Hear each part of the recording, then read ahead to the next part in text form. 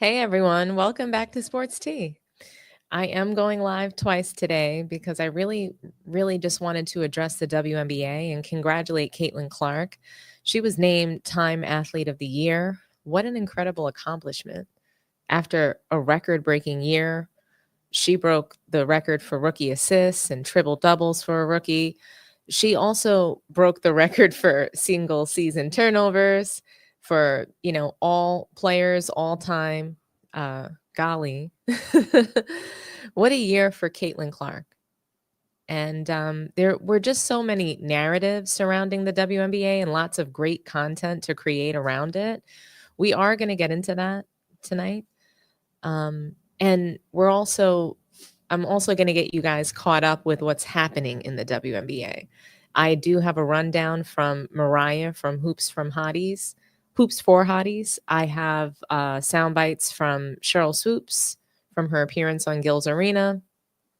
And I also have a soundbite from Caitlin Clark herself, just surrounding some of the backlash that she's received over her supportive comments of Black women in the league. And before we get into that, I do want to shout out the members of Sports Tea and the folks who support the channel.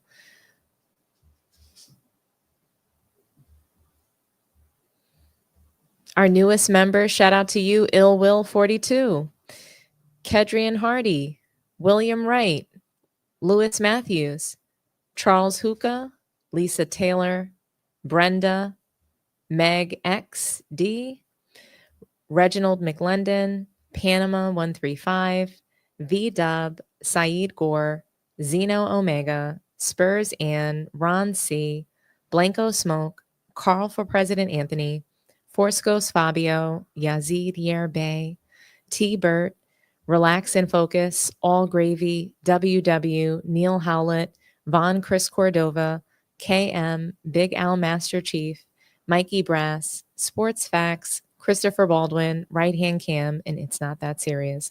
I just want to thank you guys for being members of the channel. You really, truly help the channel to continue to grow and to expand. I really, really appreciate you all. I also want to give a huge shout out to Nick T, Darren V, Felicia, Lisa, Josephine, Juan, Julio, as well as Courtney. Thank you guys for being just incredible with your support and your donations. I really appreciate it. Who do we have in the chat tonight? Nova. Here comes the white hate racism. Interesting. Okay. Well, we're just going to go ahead and have you take a look at content that you actually like and enjoy. That's what I want for everybody. This is not a hate channel. This is not a racist channel. So this channel is about good vibes and having great conversation. So you're going to be blocked, Nova. Good kid. Shout out to you. Spurs Ann, my girl's here. Nice to see you, Soul. Nice to see you, Lewis. C. Zerai Lion. Blanco Smoke and Push. Shout out to Harlem. Bon Chris Cordova. Brother Juma, I appreciate you. Keystone Cowboy. We have a really good audience in the building. Wootage. P-Boy Radio. This is live. This is not a replay, guys. This is a live show. Salute to you, Mellow S. Steven Jackson. Edwin. Treehouse 2024. No Ego. Thank you so much, Michael. You guys are awesome. Beethoven. Arman Smith, what's up with you? W.H. Braswell. Yes. Talk to me nice, guys. Talk to me nice in here. Honestly, this is going to be a really good conversation. Today's a day to celebrate. You know, we're talking about women's sports, and for me, that's always a positive thing. There's nothing negative about that. So, yeah, it's a good day. It's a good day for the WNBA. It's a great day for Caitlin Clark. and we are going to be celebrating tonight. With that being said, I love Mariah from Hoops for Hotties. She's always has like some really great commentary on women's basketball. Like, I loved her coverage of Dawn Staley. That was amazing. The way that she was just following her outfits, and she gave me a lot of really great ideas. She also had some really great takes about the Gamecocks and just what was happening in women's sports in general, women's basketball in particular. So she's really awesome, and I just want to address some of her points. And I want to play her. I have a sound bite of her just kind of giving us a rundown of what's happening currently in the WNBA based on the schedule that was just released. So we're going to listen to that now, and then we'll discuss. So, whether you're in the sports or not, I think 2025 is going to be the year that you become a WNBA fan because the schedules just dropped. And when I tell you this is tea, let me give you a little preview. My name is Mariah, and this is a series called Hoops for Hotties where I explain everything going on in the basketball world to the girls, the gays, the days, and the straight men who don't want to admit they don't know anything about sports. And when I tell you the WNBA drama in 2025 is going to be better than the Housewives, just listen. Whoever made this schedule clearly wanted all the smoke. So first of all, there's going to be a new WNBA team this season, the Golden State Valkyries, and they will debut on May 16th against the LA Sparks. So it's the perfect NorCal versus SoCal matchup. Then you got Paige Beckers entering the chat. We have been waiting for this Aura Queen to come to the WNBA, and she is going to be the number one pick in the draft to the Dallas Wings. Now, the tea is some WNBA experts are saying that she could refuse to play for the Dallas Wings because she wants to play for the LA Sparks. But let's say she does play for Dallas. They have scheduled her first game to be against her hometown team, the Minnesota Lynx. So expect this game to be nationally televised and expect her to go crazy against her hometown and her first ever professional basketball game. Now, Angel Reese and Caitlin Clark can say they don't hate each other all they want and can say this rivalry isn't real all they want.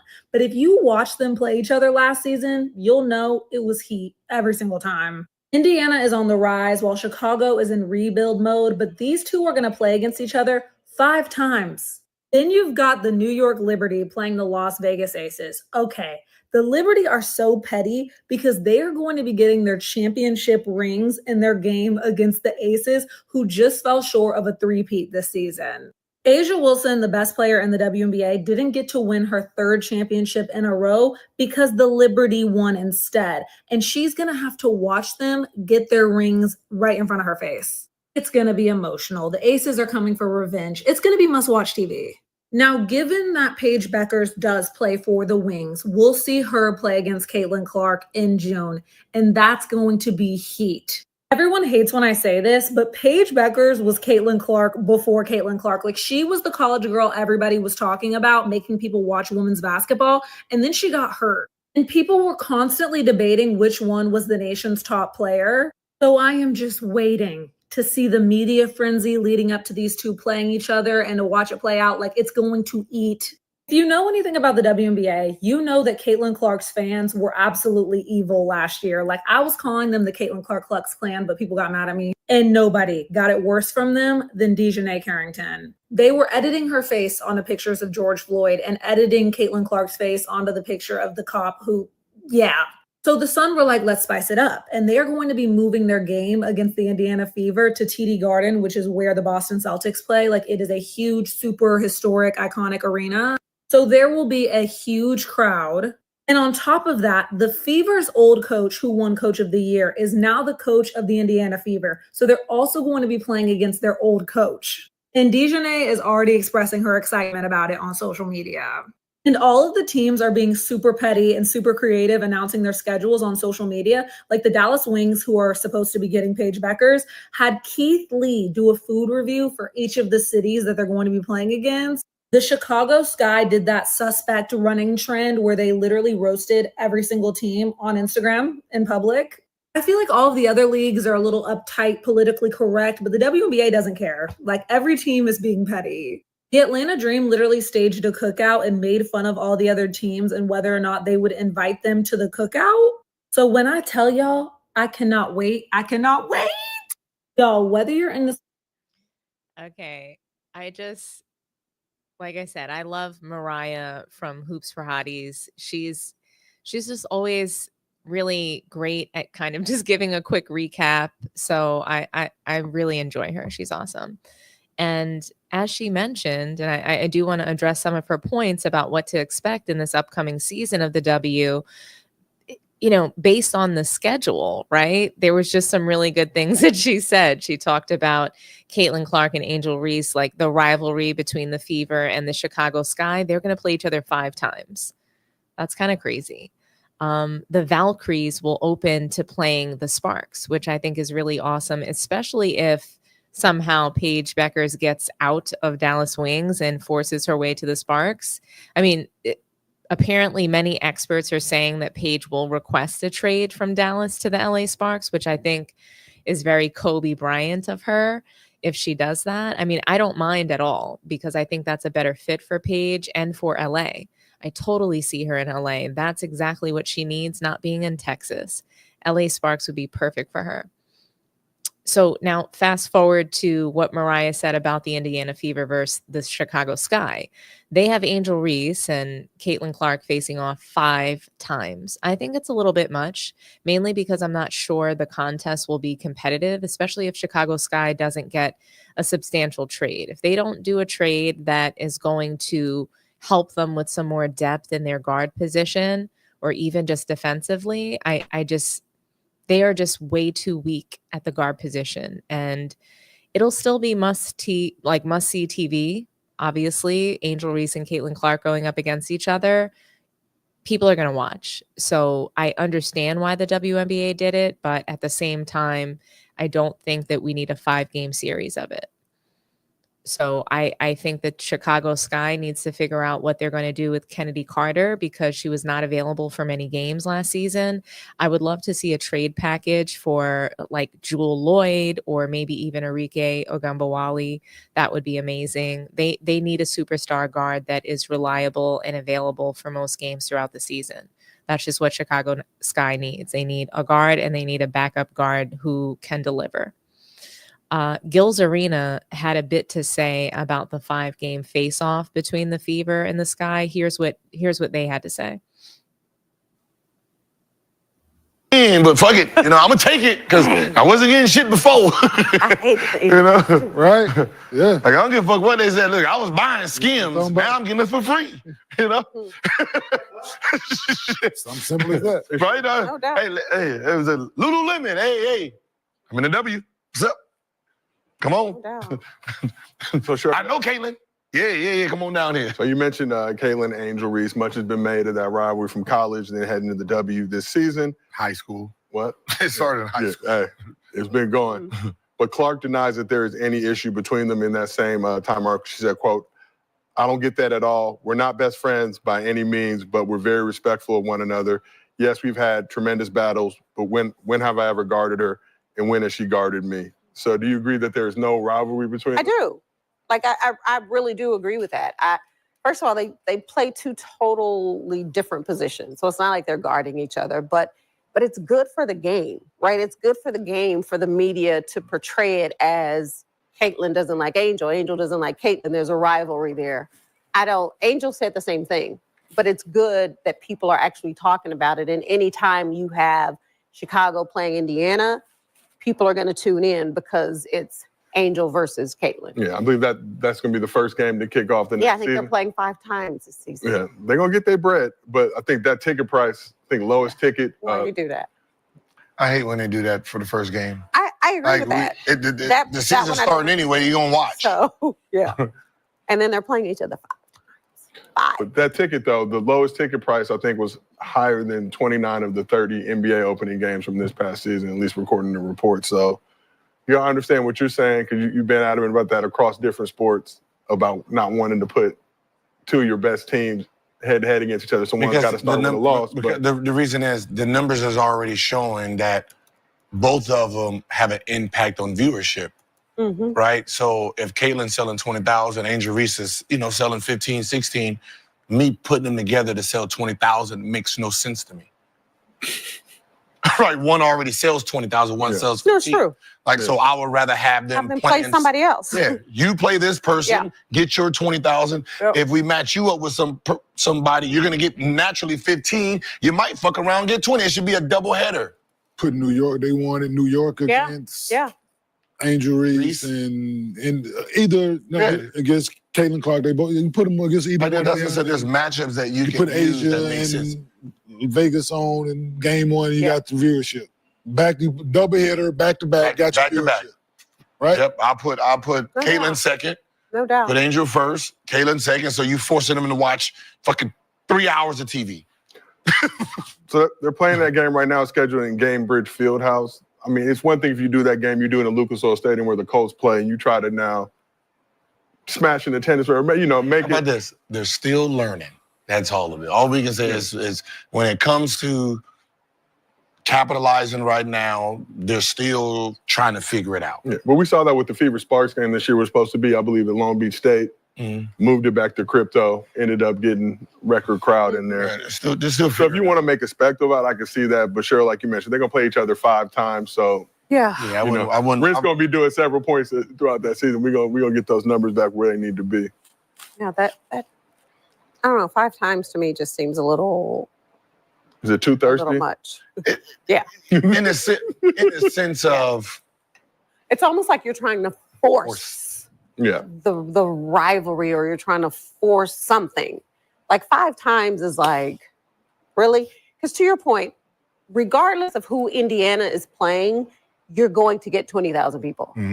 And Angel's going to bring another 15, 16, 17, 18, maybe 20. So, like, do you think by having them play each other on opening night, you're going to get 40,000? No. Right? Like 20. It's sold out. There's no extra tickets you can buy. Like, I just don't. But what about from the TV standpoint, though? Because obviously you got the live game viewership, the audience that's going to be there, but then you got the millions of people at home that are going to be watching. I mean, there's better matchups, right? Like you want both of want both of them doing what they're doing. So when they do meet up, it's like the champion. You're not building the championship. Sorry, why not put one of those games versus the defending champions? Because people are going to want to watch the Liberty also. And so if you have the Liberty versus the Fever, like it's a pretty good game for. Then you have Chicago Angel versus Aces. Asia. Right. That's Asia's gonna cook. Asia's gonna cook, though. I'm just but it don't matter. You have Paige Beckers, right? Who's going to Dallas that everybody is talking about. So let's do Paige Beckers versus Caitlin Clark. That's more of a that used to be the order. It was, it was Paige Paige Beckers, Caitlin Clark. And then Paige got hurt and she had all these injuries. Yeah. Like people are excited about that rivalry. Yeah. Really, we're all just building up to when Juju comes out, I think, at the end of the day. Yeah, just like, right now it's the W should sit around. They should really sit and think about everything moving forward. Like, this is not just put a schedule together. It's like there might be a year where they only play each other twice. Yeah. Right? If you really wanna milk you're really gonna watch it. Yeah. Because you're like, well, they're only playing each other twice. If you really want to milk it, I would not have played the motherfuckers this year. Not 5 times. I wouldn't have played. You're gonna have the opposite effect, you think, with the 5? Is there? I wouldn't have played them. We're still gonna watch, but I think it has a different effect if you know you oversaturate. If you know they're only playing each other once, right? Then you're like, damn, I got to make sure I watch this game. Well, that's a high ticket. Yeah, but you know they're playing each other 5 times, so you're like, well, I can miss the first 3. I ain't in no hurry. I ain't gonna play again. Yeah. But if it's high quality, for example, like a show like Gilsarena presented by Underdog that's on 4 days a week, you're going to pull up every single day because you never know what to expect. But you know the crew and the talent are going to put together the best show possible. And with that in mind, let's move on to Mostly Fans. Basically, Gilbert Arenas and Cheryl Swoops, they're saying that the commissioner is dumb. WNBA is still going about it the wrong way. If it's about money, then make these ladies play other teams so that those arenas get love too. It makes perfect sense to me. Honestly, I see what their point is, and I don't like that the W is making them face off 5 times. I don't mind the first game being Angel Reese versus Caitlin Clark. Totally fine with that. But a 5-game series, it just feels like targeting. I would feel annoyed if I was Caitlin Clark and Angel Reese, just because, I wouldn't want the league to be forcing us into narratives and drama. It just feels too manufactured, and I don't think it was necessary. Keep the same 4-game series, but don't add an extra one just to create what? A best out of 5, like it was a playoff series. They just want narratives. That's what they want. And, it makes perfect sense to me what Gilbert Arenas is saying. I hate that they are making them face off 5 times against one another just to drive drama and storylines. I really do. The media and the fans will always have this fake rivalry going between Clark and Reese. They can't help themselves. Now, I want to address the comments that Caitlin made to Time Magazine. I'm really glad that she said these things. I do think that it was important for her to address the drama and the narratives that surrounded her this past season. And Gilsarena had a lot to say about Time Athlete of the Year as well. I'm going to play that soundbite for you. And then, we'll discuss it. We'll react. Indiana Fever superstar Caitlin Clark has been named Time Magazine's Athlete of the Year. So the award, which has been distributed since 2019, Clark becomes the first WNBA player to ever win this award. We see the album cover, or excuse me, the magazine cover. I'm here fucking up. It looked like an album cover, with the baggy pants. But Cheryl, I'll start with you. What's your reaction to Caitlin Clark winning Time Magazine Athlete of the Year? I don't think I'm surprised. I'm curious to know who the other candidates were. But the fact that that's the very first WNBA player to ever win Time Magazine Athlete of the Year is pretty special. And my question is, like the criteria, is it based off of her performance on the court, which, yeah, she had a great year, or is it more about the impact that she had on the game this season? I'm sure a mix of both. Obviously, WNBA saw record viewership numbers across the board. Her team's played in a lot of those games. No, I think it's great, not just for her. I think it's great for the league. Yeah. Right? Like, everybody talked about the recognition that she brought to the W this season. So for her to be Time Magazine Athlete of the Year, I think it's really great for the league. So in the Time article, Clark had a strong quote acknowledging her privilege.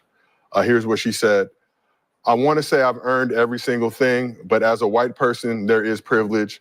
A lot of those players in the league that have been really good have been Black players. This league has kind of been built on them. The more we can appreciate that, highlight that, talk about that, and then you continue to have brands and companies invest in those players that have made this league incredible, I think it's very important. I have to continue to try to change that. The more we can elevate Black women, that's going to be a beautiful thing. So, yeah, when you hear Caitlin say that, because Caitlin, obviously, in the media has been very, She has a great marketing team. Yeah, I'm not. I'm just hoping. She's trying to stay at the barbecue, goddamn, because She's the stag girl. She was invited to the barbecue. Mm-hmm. She got the cookout. But sure, when you hear that, thoughts on Caitlin Clark saying she wants to use her platform to elevate Black women in the WNBA have been instrumental, obviously, in building that league to what it is. Okay. So what's the since it's 2019, right? I mean, it's 5 years. Mm-hmm. So what? Who's 2019? Because I see LeBron. Women's national team of soccer. It was somebody from the. It was the team. The women's national team of soccer. Won it in 2019. Yeah.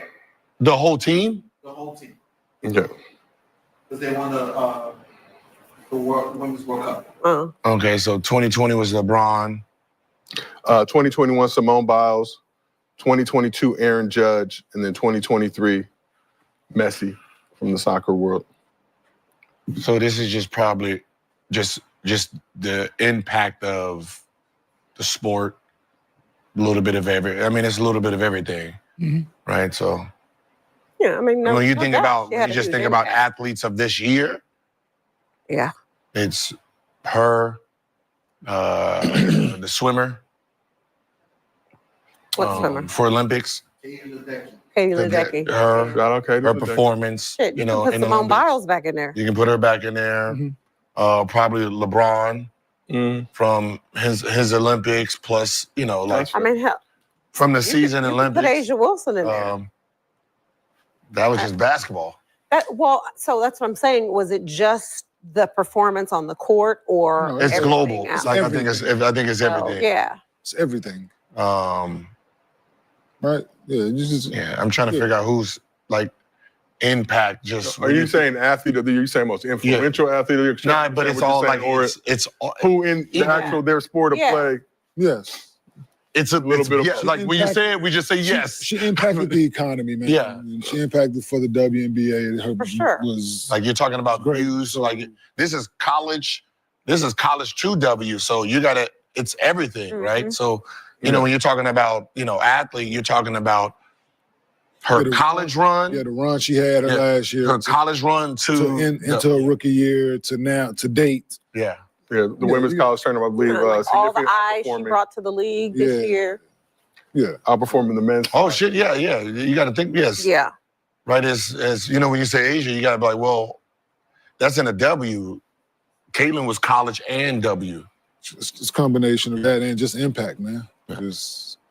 So yeah. I mean, it's good for the W because it just keeps putting a light on the sport for everybody else to eat. And sometimes, just as athletes, we are competitive by nature. And, we don't like when someone's getting something that we don't think they deserved, right? When we've been in a game. But we have to understand, like, the more loaves that someone gets, the more crumbs everybody else gets, if you think of it like that. Like, if there's only one loaf, right? Can I get a slice? And we get a slice. Some slices, right? Yeah. We get a slice. We get one slice. Right? Whole slice. If this person now has 4 loaves, we get 4 slices, right? And I think the more walls get knocked down, there's more opportunity for everyone to just eat. And that's the better part. So might be the end piece, but it might be.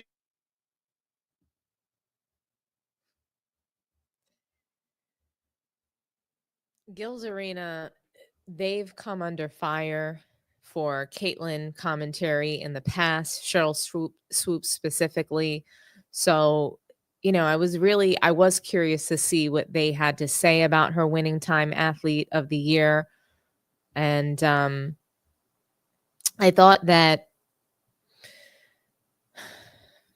I think they handled it very well. I think they handled the discussion very well. I think that Cheryl Swoops has, in my eyes, if there was any kind of misstep that she's made surrounding Caitlin Clark and just how she was covering her, I think that she has more than made up for that. And I think that, yes, she has redeemed herself. I personally didn't see anything wrong with what she did. She was giving her opinion. She was calling it how she saw it. She wasn't so incredibly impressed by Caitlin Clark in college because she was playing on a team that wasn't that good. So she should have been the star. She should have been scoring all of those points. She felt that she didn't really break the record because Lynn Woodward did it with a men's basketball and 2-point shots, and they're not counting her points. Her points still were higher than Caitlin Clark's, literally just off of 2-pointers. So, again, there was a lot of controversy surrounding Cheryl Swoops and Caitlin Clark and her commentary. Fast forward to today, I think that, first of all, Caitlin Clark doesn't have a problem with Cheryl Swoops, yet her fans do. So that's the interesting piece of it. But I love Cheryl Swoops. I really do. She has gotten all of this negative publicity over, and she still does. People will not let her, they just won't get over it. They won't They won't forgive. She's come out and she's apologized for, making a mistake and saying that Caitlin Clark got an extra season to play. But overall, I think Cheryl Swoops does not like the media hysteria over one player when there are better players in the league, full stop. Caitlin Clark has been overrated. There are many young ladies balling in college and the WNBA, and she was the only one being celebrated in the media, and it was disgusting. The media even pinned women against each other, calling the players jealous. And Caitlin herself came out to say multiple times that she doesn't agree with the narratives being created about players being jealous of her, purposefully fouling her and trying to injure her. She didn't believe any of that was true. And she hated that that's how the media was speaking of the women's sport. And she said it. She said it numerous times that, if she were a man or if this was the NBA, this discussion wouldn't even be had.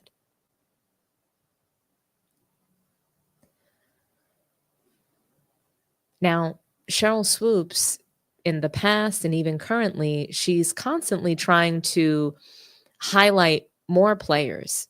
She wants the spotlight on the league. She's grateful that Caitlin has brought a spotlight to the league and to women's sports in general, but she does want to highlight other players, and she talks about other players. She still thinks that Caitlin Clark is amazing. So do I. I think that when Caitlin's shot is falling, she's incredible to watch, especially when she's pulling up from half court. I really enjoy watching Clark when, whether she's dropping 30 points or turning the ball over 9 times in a game. I think she's great. She's a joy to watch. Does she have holes in her game? Yes. She's not a good defender, and she doesn't handle pressure defense very well. We saw that against South Carolina, and we saw that as, all throughout her rookie season in the WNBA.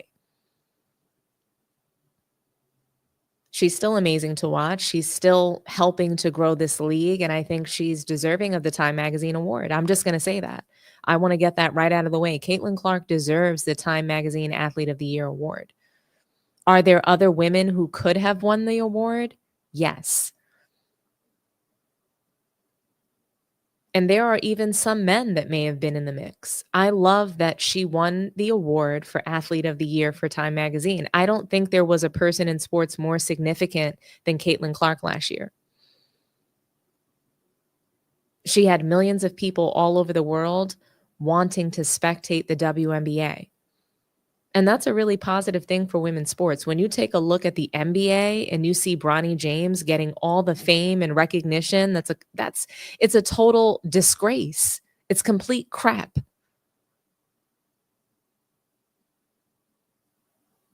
Caitlin Clark might not be the best female player in the world. Yes, we know it's A'ja Wilson, but she's not some bum or WNBA bust like Bronny has become. She's a superstar in this league. She's not a scrub that doesn't belong in the WNBA. She's not Carlton Banks. Caitlin Clark is excellent at what she does. She struggled her first half of the season, but she broke through. Defense eased up a little bit for her, and she found her rhythm and found her teammates better. And most importantly, she helped drag her team to the playoffs after a 1-8 start to the season.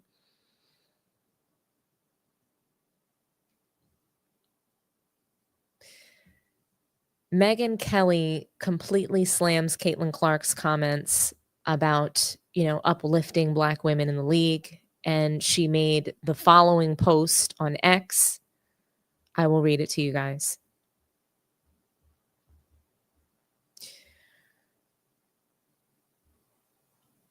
The self-flagellation. The, oh, please pay attention to the Black players who are really the ones you want to celebrate. Condescending, fake, transparent, sad.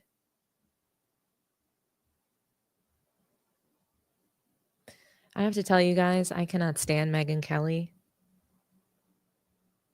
I don't think that she's classy at all. I think that she's a rude woman. I think that she is god-awful. And I think that she has nothing better to do than to spread hate and negativity. She knows nothing about basketball and never ever watched. So how does she know who people really want to celebrate? Why does she need to constantly perpetuate a race and gender war? That's what she uses her platform for. She's disgusting.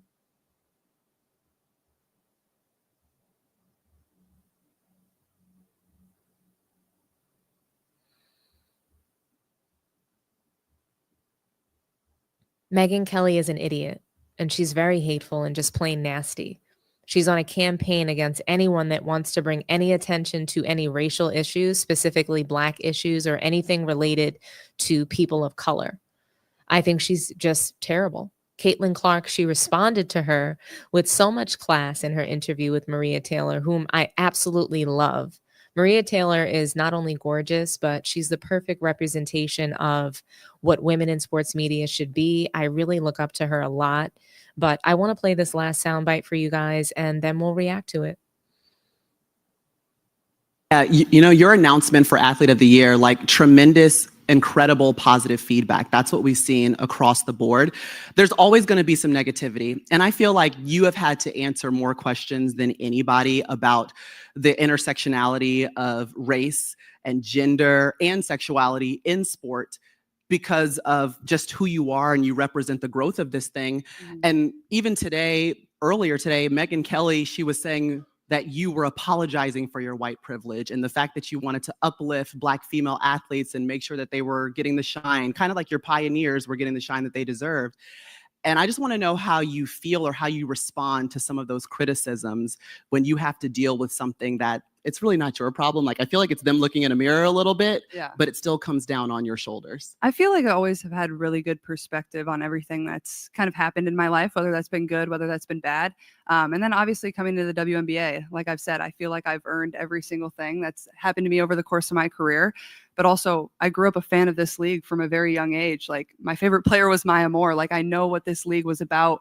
And like I said, like, it's only been around 25 plus years. So I know there's been so many amazing Black women that have been in this league, and continuing to uplift them, I think, is very important. And that's something I'm very aware of. And like I said, like, I try to just be real and authentic and, you know, share my truth. And I think that's very easy for me. Like, I'm very comfortable in my own skin. And that's kind of been how it is my entire life. Yes. And you'll never be able to make everyone happy. And someone that knows that at the age of 22, like, let's go. I mean, I think I have good perspective on that. And like I said in the article, which turned out amazing, I thought it was great. I said, I feel like one of my best skills is just blocking things out. Like, I don't really, the only opinions I really care about are the people that I love, my teammates, my coaches, the people inside of our locker room, the people that I see every single day. And I know have my best interests at heart too. So I think my best skill is just blocking out the noise, and hopefully it continues to be, because with the way things are going and where the WNBA is going, you want that attention and you embrace it. And that's what makes this so fun. Yeah. I'm just so thankful that you are the leader. Like, you are the chosen one in the future of the sport because of the allyship, the truth, and the willingness to stand and say things if you have to. But I also think the nuance that you used in that article, and I hope everyone gets a chance to read it, was incredible. Thanks. How would you describe what's next for Caitlin Clark, coming off of a Rookie of the Year, coming off of breaking records? And I mean, there's so much, it seems like there's so much potential. Like, I keep saying you're only 22, but I just wonder how that translates to you, what the future looks like. Well, it's hard to say. And obviously I am only 22. So, and like, almost 23, Right. Almost 23. She can almost rent a car by herself, ladies Yeah. and gentlemen. I don't know. Like I said, I feel like I'm just scratching the surface of the things I want to accomplish. And, you know, I'm 22. I'm still figuring out life. I'm still figuring out where everything's going to go. And, you know, I love basketball, and basketball has brought me so many amazing things, and that will continue to be probably my first passion and everything that I enjoy. And hopefully once basketball ends, I can still find things that I'm really passionate about and can do. Hopefully be an owner of a sports team one day, or open a restaurant. I don't know, something fun, a little less stressful, maybe, maybe a coffee shop or something. I don't know. I drink too much coffee, so maybe I could do that. But I don't know. I mean, continuing to improve. And I think that was one of the biggest things about my rookie year is I felt like there were still so many areas for me to get better in. And as a competitor, that excites you. That makes you want to get better. It drives you to get better. So I've been enjoying a little bit of a break. I played basketball for literally a year straight. I played like 82 games. I didn't miss a game from college to the pros, which is basically an entire NBA season. And I didn't really come out of many games either. So it was long, but I'm very fortunate and grateful. But I feel like I can just continue to improve. And yeah. How do you see kind of the impact that you're having on the game itself, especially the women's game? Like we see now more kids taking the shot, 30 feet. Like you've come in and done something unique to the game that we haven't seen. Can you describe what that is? Yeah, I mean, I think what people love the most is just the emotion that I play with. I think it's easy to connect with. I think they can feel that I'm real on the court. But also when I step off the court, like I try to be like very authentic and very genuine and make as much time for people as I can. Like I never want to big time anybody or whatever it is, because like I said, I was just that young girl that was screaming for an autograph, and that takes 10 seconds of somebody's time. So try to do that as much as I can. But yeah. It's actually funny. In the article, it mentioned that you would watch tape of your reactions. Okay, guys, I think you get the point here. My reaction to this clip is that Caitlin Clark, I think Gilbert Arenas himself nailed it when he said that Caitlin Clark has a very great PR team. Do I believe that her comments about Black women were genuine? Absolutely. I think that she grew up watching the WNBA. She loved it. She loves the sport. She loves the sport of basketball, and she has mentors in the sport. These ladies, they were her favorite players. So how could she not look up to them? How could she not want to shine a light on their talent and, just those that came before her and how special this league is? I believe her 100%. Do I believe that she had help crafting that statement? Yes. Do I think that she should have said these things a little sooner?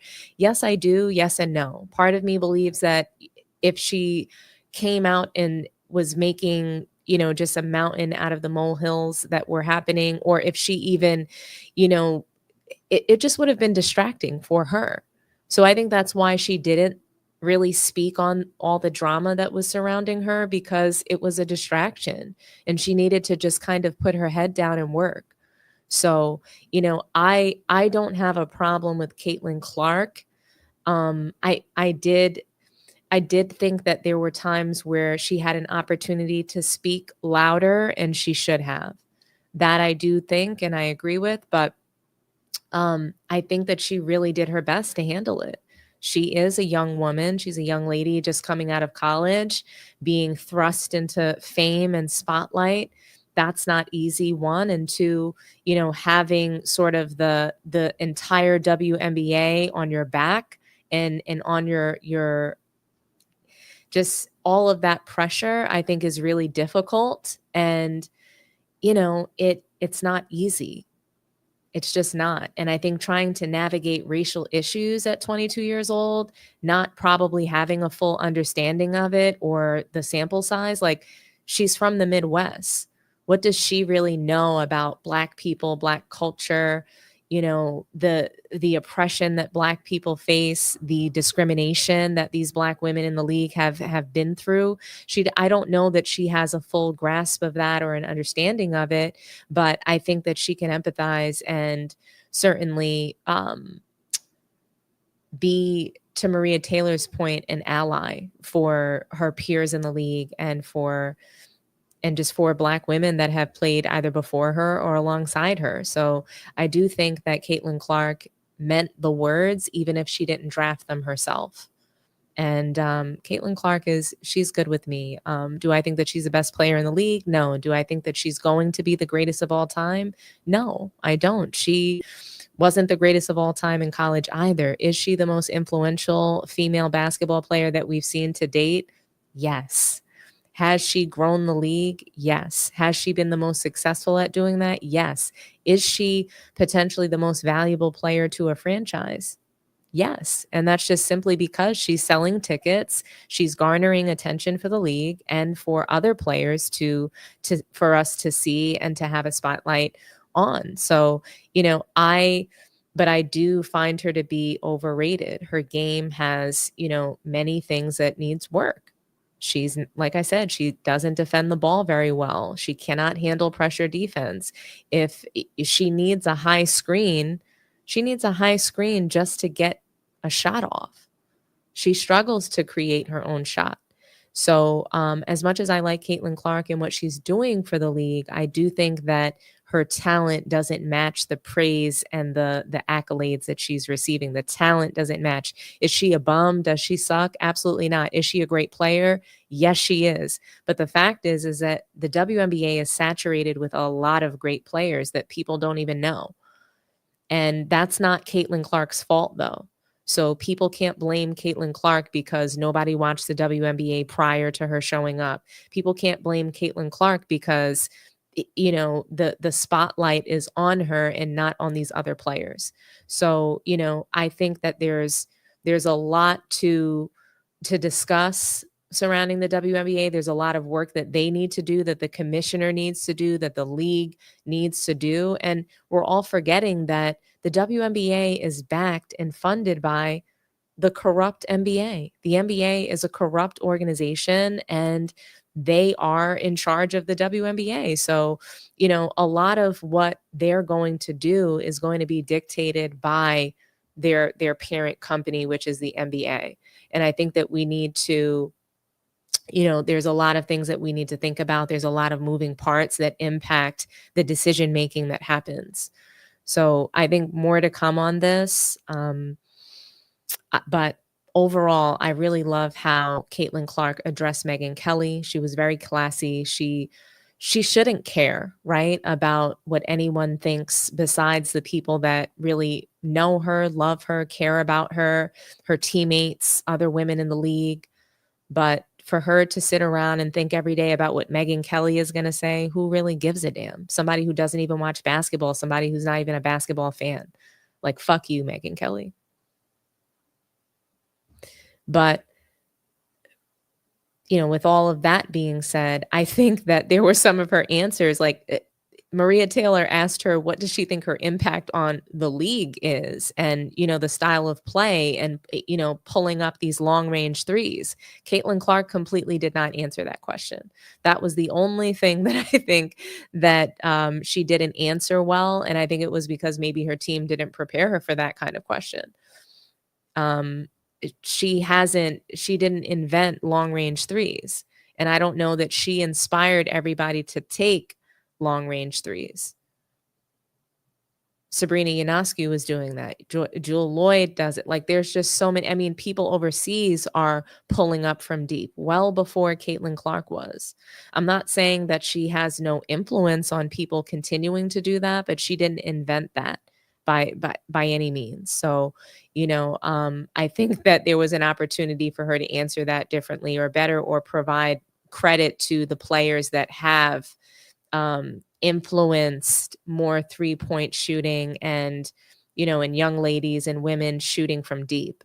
So I would have preferred to see that than for her to say something like, I don't want to, basically, like, I don't want to be a snooty person and not give autographs. That had nothing to do with the question. Her giving everybody an autograph, taking 2 seconds to, to speak to a fan, that has nothing to do with her influence on the league.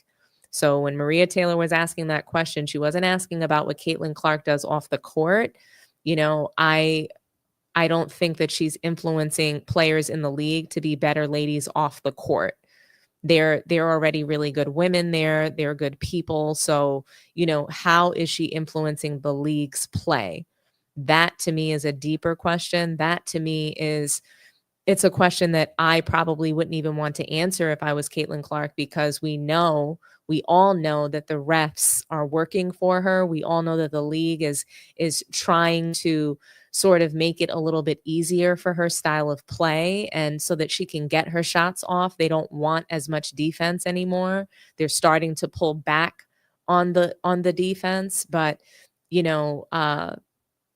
I I just think that she could have answered that question better, and specifically surrounding how her play has influenced the WNBA, because we really haven't seen her play influence the WNBA as of yet. The defense is still like super, it's physical. It's a physical game. Her games are being officiated a little bit differently, but the league is still super physical. And they're playing a brand of basketball that still plays closer to the basket. So, I am curious to see what happens in this next season.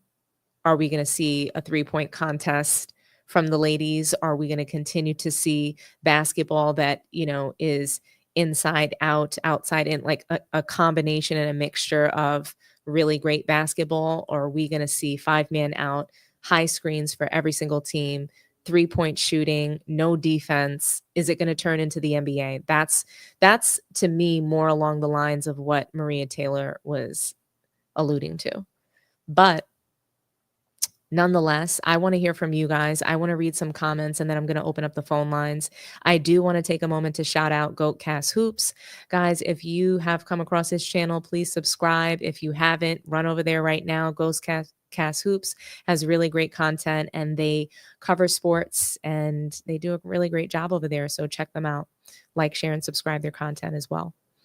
And also, just a little housekeeping for us. Where are we at with the likes? Are we doing okay? We have about 120 people here in the chat with us. Where are we at with likes? Let's get up to 120, guys. Let's do it. I know we can do it. At least 100.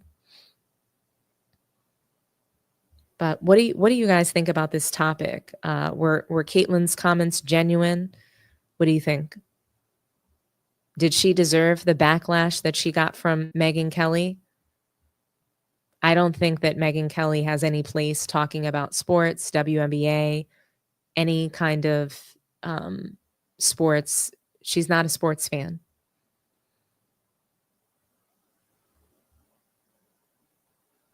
I'll also read the super chats before I throw the number up. So shout out to you, Ill Will, new member, gang gang. Lil Sip 55, thank you so much for the $2.99 super sticker. I really appreciate you. Salute to you, Little Sip.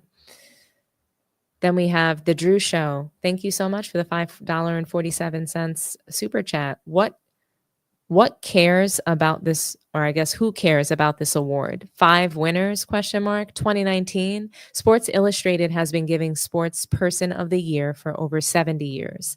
Time Magazine, ? Please. I think that that's a really good comment. I think that it's okay for us to celebrate athletes no matter what the platform is. If Facebook wants to come out with an athletic award tomorrow and it's made a big deal, whoop-de-doo. Does Sports Illustrated have a lot more clout and a lot more credence surrounding awards for individuals in sports? Absolutely. So, I think that your comment is valid, but I have no problem, again, with Time issuing this award to Caitlin Clark and us talking about it. I think that she's deserving of being recognized. That's no problem for me. But the problem is that we created a race war, a gender war. That's the problem. Coming out of, WNBA success last season and the visibility in the eyes came just so much hate and negativity.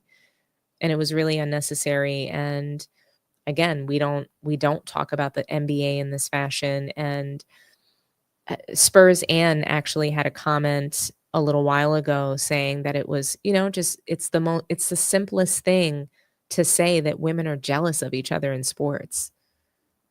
It's just like you guys can't come up with anything better than that. There's just so much to talk about in the WNBA, so many great things happening, so many great players, and everybody's just jealous of Caitlin Clark. It's stupid. So I'm going to open the phone lines, and I want to hear from you guys. I want to know what you think. I'm going to take 2 phone calls. Let's make it, a minute or less, and I'll be getting ready for the next show at 11 p.m. But what do you guys think? What do you think of Caitlin Clark's award? Did she deserve it? Were her comments surrounding Black women in sports genuine? Call in. Tell me what you think. I'll continue to read some comments while we're waiting for phone calls.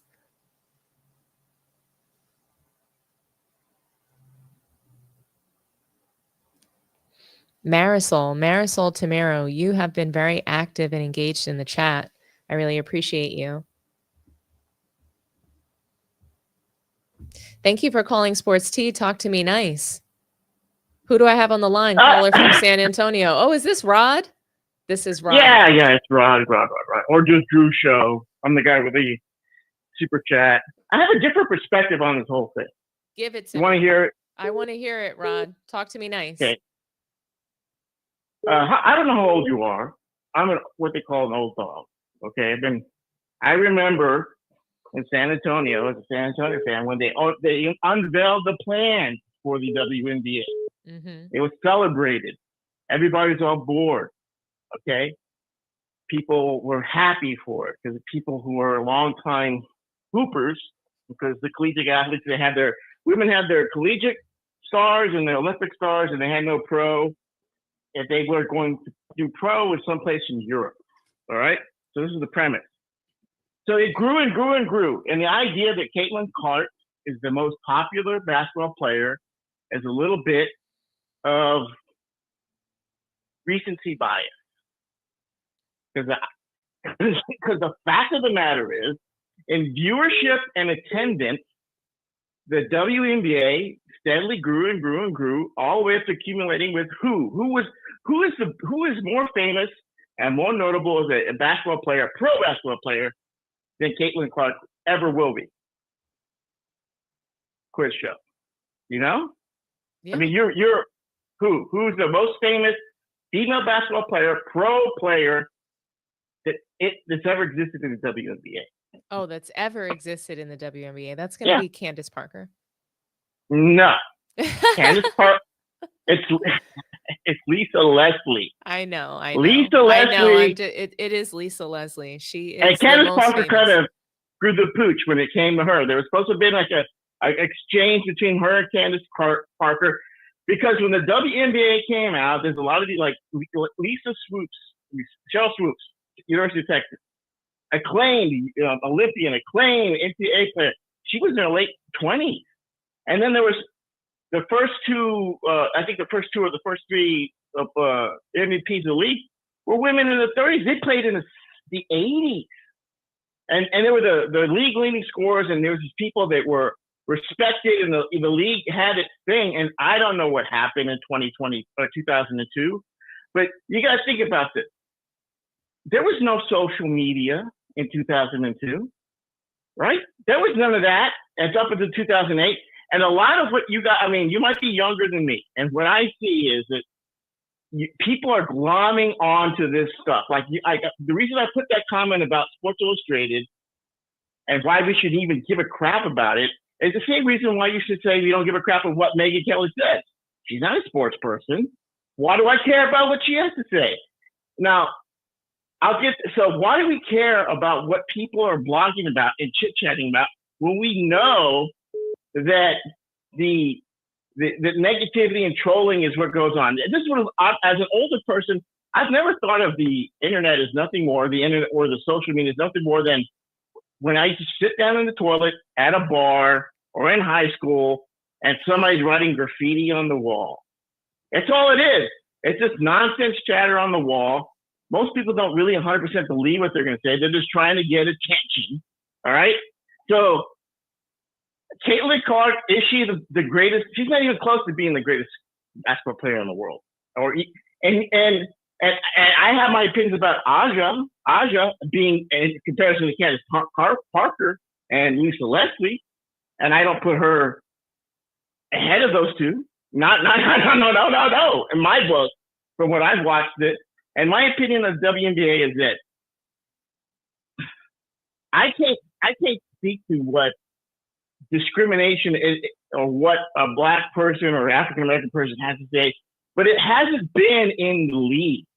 It's never been a situation where you know, they had to, you know, break a race barrier, you know, like they had to do in the past of the NFL, in the NBA, and in baseball, right? That's not the same thing. They've been welcomed, they've been treated as equals, and they've had their whole thing.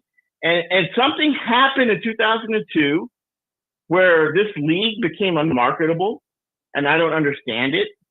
How that happened? Maybe you say it's the corruption in the NBA. Maybe it's because the stars didn't translate, or the, you know, college didn't translate. I don't know.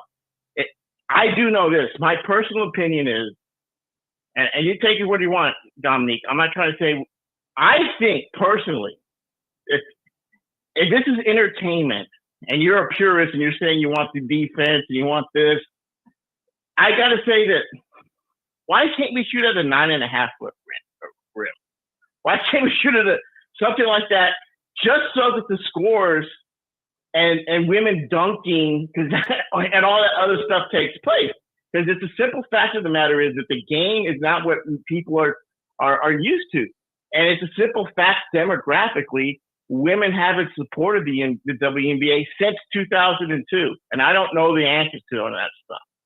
And Caitlin Clark, you know, she's a face. She's something you can do to market this league. But there's other faces right now in the league that are coming along. And so the whole league, in my opinion, needs a makeover, and it needs a PR makeover. And I think it can be successful. And I mean, meaning start making money. And I think this new contract, this push with Caitlin Clark, and these new girls who are coming up, who are in college right now, who have been rookies the last few years, including Aja, they have some marketability there, and maybe this is a turning point. Otherwise, it's just going to be a niche sport, you know?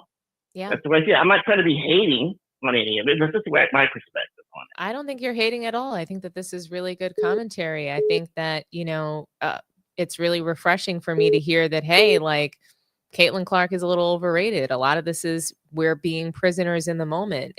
That's a refreshing take, and I agree with it. I think she was pushed by the people on social media for whatever reason, which I don't get.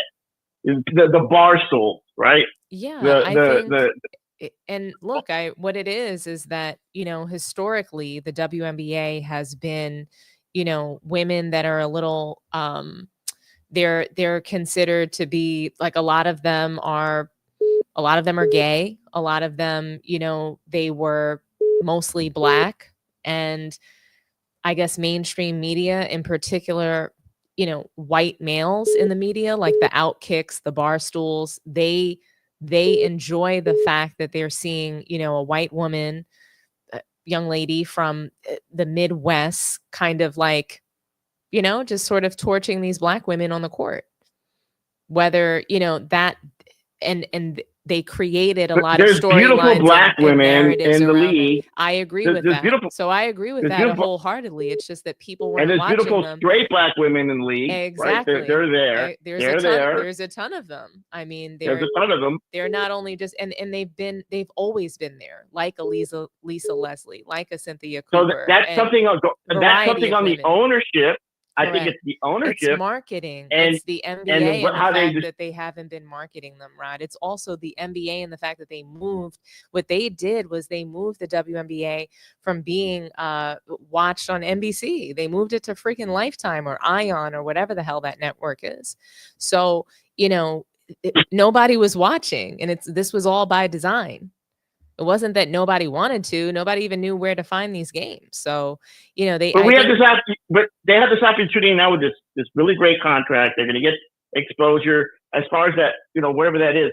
I mean, I'd rather watch the WNBA than All Elite Wrestling. And All Elite Wrestling got more money from WBD, Warner Brothers Discovery, to put on state fight, right, than the WNBA got in this new contract. Now, that's embarrassing. I mean, it's completely embarrassing. And that's embarrassing on Warner Brothers Discovery. It's embarrassing on the NBA. And they've messed it all up. They had that opportunity in 2002. 2.5 million people attended WNBA games in 2003, and only 1.6 attended in this uptick with Caitlin Clark. Now that's a huge.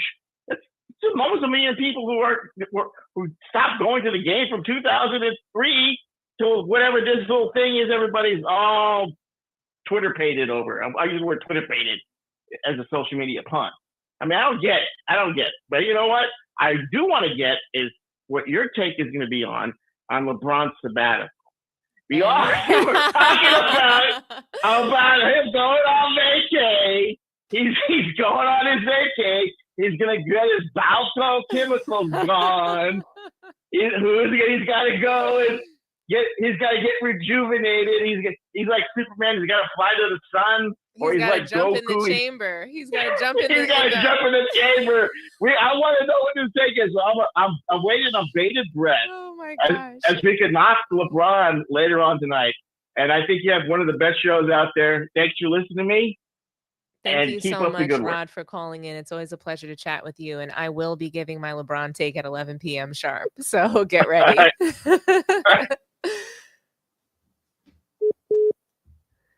All right, guys, I'm going to read some comments. Oh, it looks like we have another caller from Illinois. Thank you for calling Sports Tea. Caller from Illinois. Who do we have on the line? Talk to me nice. Yeah, how you doing? I'm fantastic. What's your name, sir? Oh, this is Kobe. Nice to hear from you, Kobe. So what are your thoughts? Do you think that Caitlin Clark's comments were genuine? Do you believe she deserved Time Magazine Athlete of the Year? I think the comments were genuine. My thoughts on Caitlin Clark, though, is that I think she's going to be the Larry Bird of basketball. That's awesome. I think she's I think I go way back. I go way back watching basketball. I'm a little bit older than you. So do you think she's going to win a title? Yeah, I think she's going to win a few titles. Okay. It's a little hard hearing you. What'd you say? I said, okay. I think that's a wonderful take. Do you think she's going to win a title? Yeah, this the season? way she plays, she reminds me of Larry Bird. And I think she got a lot of unjust criticism when she first came into the league. But I think going forward, she won't. Though, does it really remind you of Larry Bird? She doesn't defend.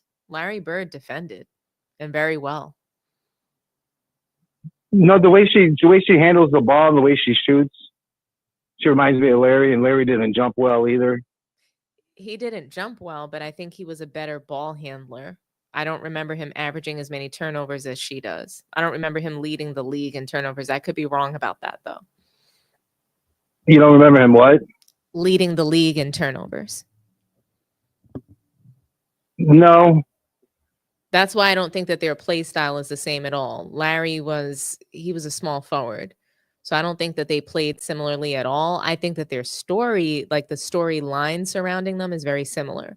Like Caitlin Clark essentially is sort of saving the league in the way that Larry Bird did for the NBA. And was also Larry Bird didn't save the league, but he did though. So he did. Him and Magic Johnson, they helped to, save the NBA. The NBA was struggling financially, and Magic Johnson, Larry Bird, their rivalry, the way that they pitted black and white people against each other in that time, it was an injection for the NBA. And so that's what I think that Caitlin Clark and Angel Reese are doing, similar to Larry Bird, Magic Johnson, but I don't think that either one of them play like the former. Right. No, I was just talking more or less her style of play, and yeah, but Larry just how she plays reminds me of Bird. Larry didn't play like her. How she plays really reminds me of Pistol Pete. Fancy passing, sort of fast paced. Larry Bird, he was much more strategic, much more cerebral than Caitlin Clark. He did not just jack up threes. He didn't do that. But she's fantastic. And I think, like I said, I think she reminds me a lot of Pistol Pete. Not Larry Bird, though. And I am curious to see your prediction about her finals. About her title wins and how many she's going to win, if she wins any at all.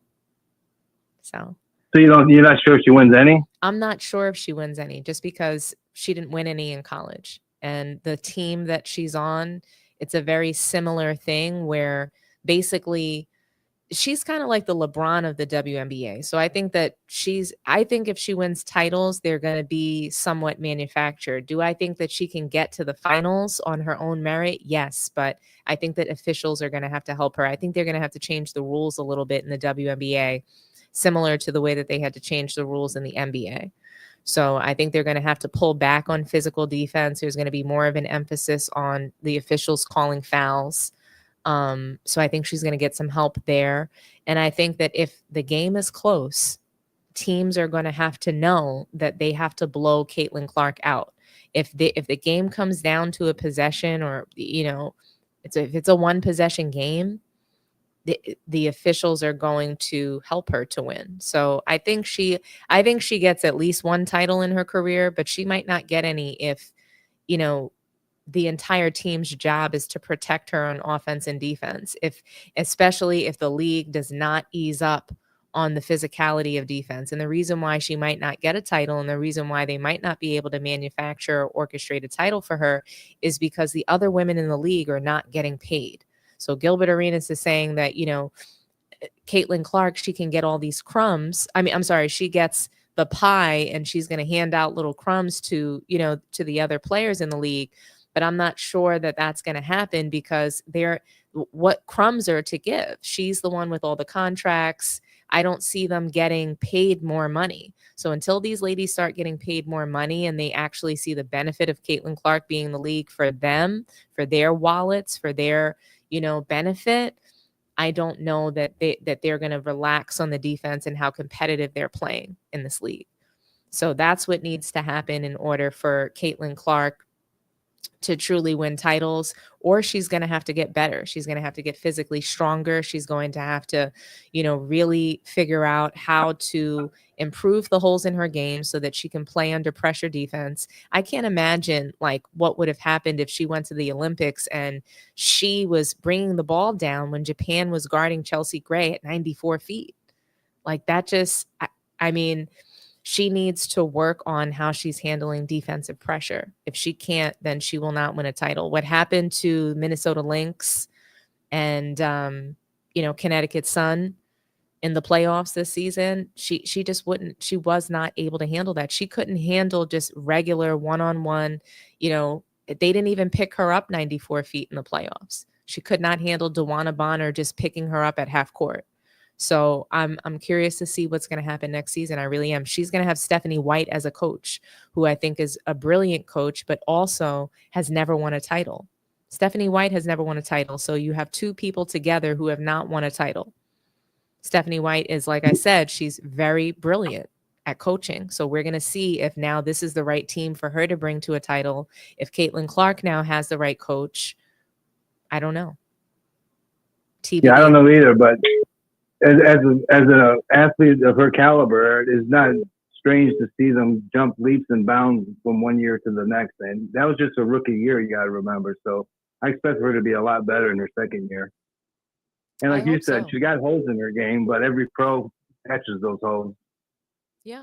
No, if they're good. This is just part of her journey. This is just part of her journey. And she's gonna get stronger. You mentioned her being weak. Like KD came into the league. I'm not saying that Caitlin Clark is weak. I actually think she's really tough. She will just throw a girl down to the floor. She will just with every time she takes a shot, she's pushing off of somebody. There's nothing weak about her. She's not weak. She just literally, her game is not good enough. Her ball handling, her ability to create a shot, her ability to cut through defenders, all of that is not good enough when she's being picked up at 94 feet. That's what I'm saying, like her actual game. Not that she's weak. She's very tough. She will push somebody down. She will push off of a defender. She will just literally go and bum rush the lane. She plays a lot like LeBron James. She runs full head of steam down the court, pushes off of a defender, bum rushes the lane. She will literally run over defenders. She does not care. And the refs let her get away with that. They let her charge into the lane. They don't care. But I think that she's tough as nails. I think Caitlin Clark is tough as nails. When she can't get her shot off, she's bum rushing the lane, pushing off defenders. She's going to do what she has to do to win. She's going to figure it out. I think that she's more I think she's a better player than sometimes I give her credit for. but I think she's got a lot of work to do. So we're going to see. I hope she improves some of these things in her game, because she's got some really good players on her team that can do more than stand around, waiting for her to do something, or, just to protect her on defense and offense. I think she's going to have to learn how to utilize the players on her team. And that's what I'm going to be looking to see next season.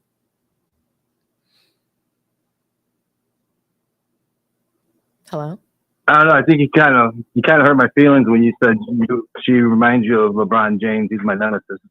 Not, and I don't mean in like the worst way, LeBron James, but what I mean in the style of play. So her style of play is similar to LeBron. She's playing with a high screen. She's bringing down the ball, and they must set a high screen for her in order for her to initiate the offense that she's going to run. So I'm hoping that Stephanie White changes that for her, because Caitlin Clark is not a point forward. And I really think that if she's moved to a two position, a two guard playing off the ball, she would be a much better player in this league, honestly. But they want to make it so that if she's in the point guard position, she's getting points, rebounds, and assists just like LeBron. And it's a stat padding situation when really she could probably be scoring the ball more, playing her best version of basketball at the shooting guard position. And still getting assists. She could still be doing her fancy passes, all that from the two position. But I think that somebody else needs to run their offense. Let's see, Jen. Let me ask you this: you think they're going to give her some help this year? I think she had a lot of help last year. You don't think that having 2 number 1 picks in the draft and having 2 other all-stars on the team wasn't enough? Really? You don't think Aaliyah Boston, Kelsey Mitchell, she even had, who was that girl? Hull, Lexi Hull. She was good. They had Fag Bentley. She was really good. They had a lot of depth. The problem, Caitlin Clark didn't need more help. That she didn't actually need more help. She needed to learn how to play with really good players. Iowa was not a good team. So literally everybody on the Iowa squad, their job was to protect Caitlin Clark. That's all that they did. So what she needs to learn how to do is play alongside other players that are actually good, that can score the ball, that know what they're doing. There were moments against Connecticut Sun where, Caitlin, I think it was Fag Bentley, she had the ball in her hands against the Sun and nobody helped her. The entire Fever team was just standing there. They had their feet were glued to the floor. They were standing there. Nobody helped her. And so they need to learn how to play.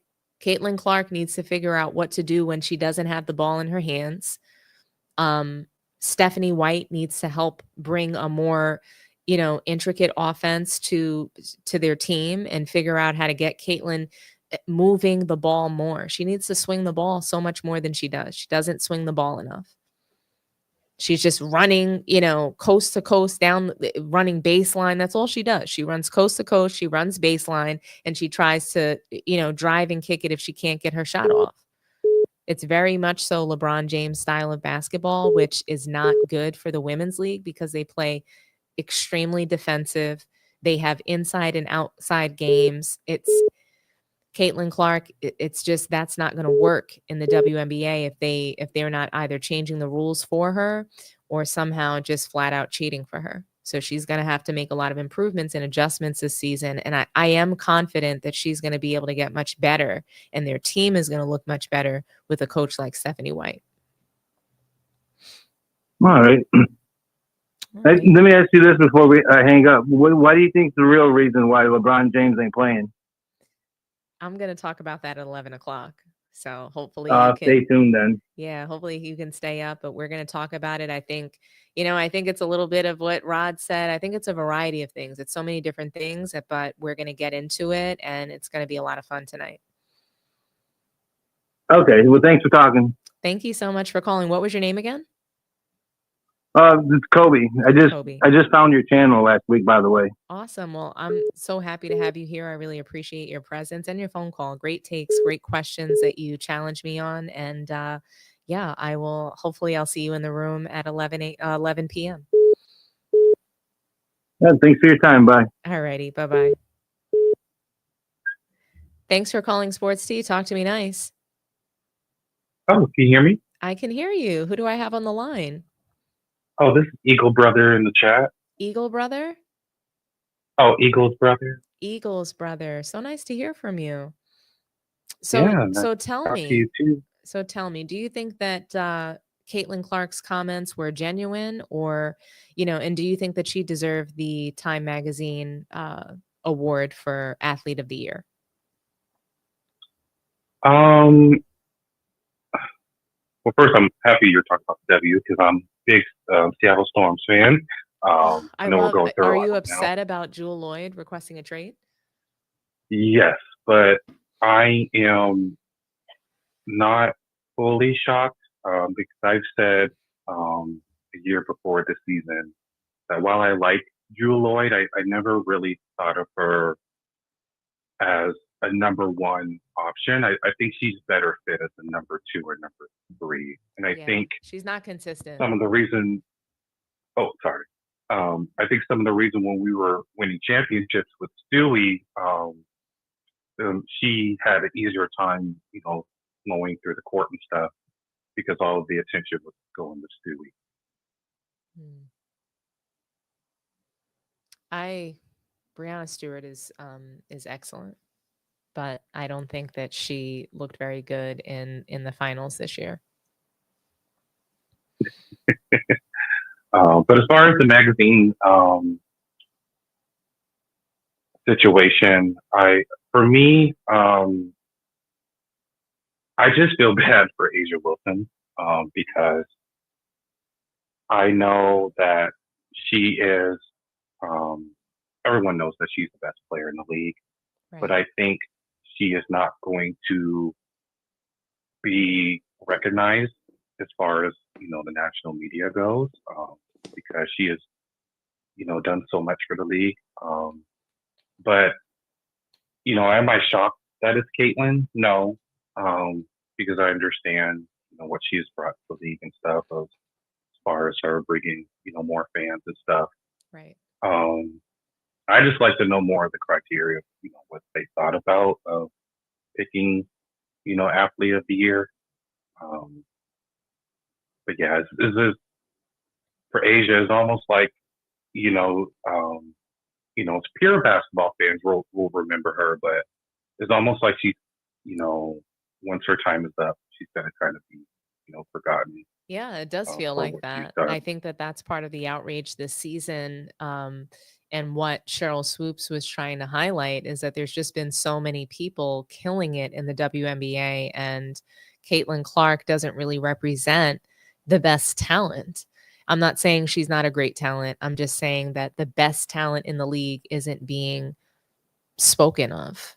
And it's crazy because Spurzan has a really great comment here, reminiscent of how they treated my Timmy. Love Asia. Yeah, I mean it's like Tim Duncan. He was just so quiet. He wasn't this flashy guy. He really barely ever spoke, but he was an amazing player. He didn't get the credit that he deserved or the recognition that he deserved, quite frankly. And Asia Wilson is not getting the credit and recognition that she deserves either. And, hopefully that will change. I'm grateful, like I said, that WNBA is something that we're talking about, is something that people are watching and looking into. So, all we can do is really congratulate the wins and continue to shine a light on those that, are balling.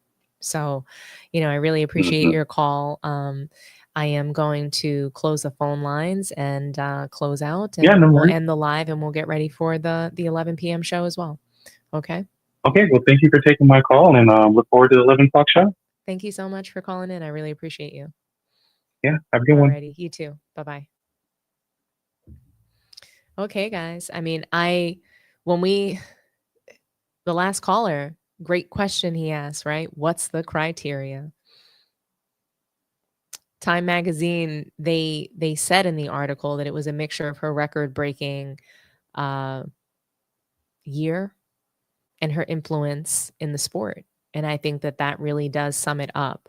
like I said, Caitlin Clark deserves this award in my eyes because she did bring the most eyes to the league. She made the WNBA something that people wanted to watch. Not to say that people weren't watching it before, because it had been growing over the last 3 years, but she's responsible for the latest surge.